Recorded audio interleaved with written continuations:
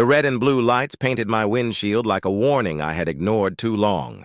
I pulled over slowly, hands on the wheel, engine humming. He approached with the confidence of a man who believed the law was a weapon he owned. Officer Daniel Hayes. My wife's Daniel. I didn't know how I recognized him so quickly. Maybe it was the way she started smiling at her phone months ago. Maybe it was instinct. Predators recognize each other. He tapped on my window. I lowered it.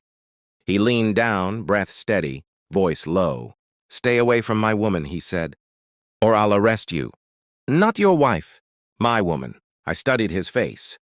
Calm, certain, armed with a badge and entitlement. "What's the charge?" I asked. He smiled faintly. "I'll find one." He stepped back. I drove away. In the rearview mirror, I saw him touch his chest. The body camera. Still on. The affair hadn't started with lipstick stains or late nights. It began with silence. My wife, Layla, used to fill rooms with noise, questions, complaints, laughter that felt slightly forced but familiar. Then came quiet. Dinner across from me, phone tilted away. Long showers. Passwords changed. When I asked who Daniel was, she blinked once too slowly. "A colleague's husband," she said. The lie was elegant, pre-rehearsed. I didn't argue. I observed. She started going out on errands at predictable intervals. Tuesday evenings. Saturday afternoons. Her perfume changed, softer, sweeter. She looked younger. Alive. Not for me. I found the parking tickets first. Same downtown block. Same time every week. Then the gym membership she never mentioned. And finally, the message she forgot to delete. "Miss you already." No name. Just a badge emoji. I didn't confront her. I didn't yell. Men who shout lose leverage. Instead, I watched her become careless, comfortable in betrayal. I wondered which hurt more, the affair or the arrogance. Then he pulled me over. That was when it stopped being private. That was when he made it a threat. I have always believed in documentation.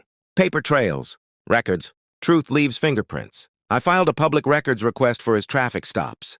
Officer Hayes had an unusual pattern, multiple discretionary warnings. No citations. No documentation beyond vague notes. Selective enforcement. I contacted an old friend who now worked in municipal oversight. I didn't tell him everything. Just enough. Hypothetically, I said, if an officer used a stop to threaten a civilian over a personal matter. Silence on the line. That's termination, he replied. If proven. Proof. I replayed the stop in my head. His posture. His words. And the camera. Police body cams upload automatically at the end of a shift. Internal Affairs reviews flagged footage. Threats. Abuse of authority. I submitted a formal complaint. Not about the affair. About misconduct. Precise. Clinical. Date, time, location. Direct quote. I attached screenshots of his calls to my wife during his shift hours, obtained through phone logs. I had access to on our shared account. Personal contact while on duty. Policy violation. Externally, I was calm. I still kissed Layla on the forehead before work. Still asked about her day. Inside, I was dismantling her fantasy brick by brick. Then Thanksgiving approached. My daughter-in-law called. "If you want to join Thanksgiving," she shouted over the phone, "come wash the dishes!" Her tone was half joke, half contempt. I pictured the small house, the crowded table, the subtle hierarchy. I replied, "Enjoy." And I meant it. Because by then, I had already transferred funds to a private account in Switzerland, sold a property quietly, restructured assets. I had learned something about greed. It always calls back. Internal Affairs moved faster than I expected. The footage was clear. His voice. His threat. His misuse of authority. They interviewed me. Then him. Then her. Layla came home pale. "They're asking questions about Daniel," she said. I nodded. "About what?" She searched my face for panic. Found none. 2 weeks later, he was suspended. 1 week after that, terminated. Charges pending. Intimidation. Abuse of power. She stood in the kitchen when the news broke publicly. "I didn't know he'd do something like that," she whispered. I placed the printed report on the table between us. Highlighted section. "Stay away from my woman or I'll arrest you." She read it twice. Then looked up. "You filed this." Not a question. "Yes." Her eyes filled. Not with guilt, with fear. "You ruined him." "No," I said quietly. He ruined himself. I just pressed submit.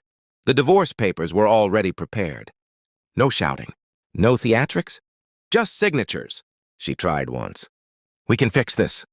I almost admired her persistence. There is nothing to fix, I said. There is only consequence. I showed her the photographs next. The villa. White stone overlooking Lake Geneva. Floor-to-ceiling windows. Silence wrapped in mountains. Her breath caught. You bought that? Yes. With what money? I smiled slightly. The money you assumed I didn't understand. Joint accounts had been restructured months earlier. Investments protected. Assets divided before she even realized there was a war. The photos circulated through family chat groups. My daughter-in-law saw them. 71 missed calls. Voicemails shifting in tone from mocking to pleading. We didn't mean it like that. You should come. There must be a misunderstanding. Greed. Predictable. I didn't answer. Instead, I received a different call. Daniel's former partner. She had left him years ago, quietly. I heard what happened, she said. You handled it. Cleanly. We met for coffee. No drama, no deception, just two people who had seen behind the curtain. Layla moved out before winter. The house felt larger, quieter, not empty, just honest. I sometimes think about the traffic stop, how close he stood to my window, how certain he was. Power is intoxicating to men who mistake it for permanence. He thought the badge protected him. She thought secrecy protected her. They both forgot something simple. Cameras record. Paper trails exist. And I never react without planning. Thanksgiving passed without me. Snow fell over Switzerland and the photographs she no longer had access to. I didn't crush anyone. I simply removed myself from the game.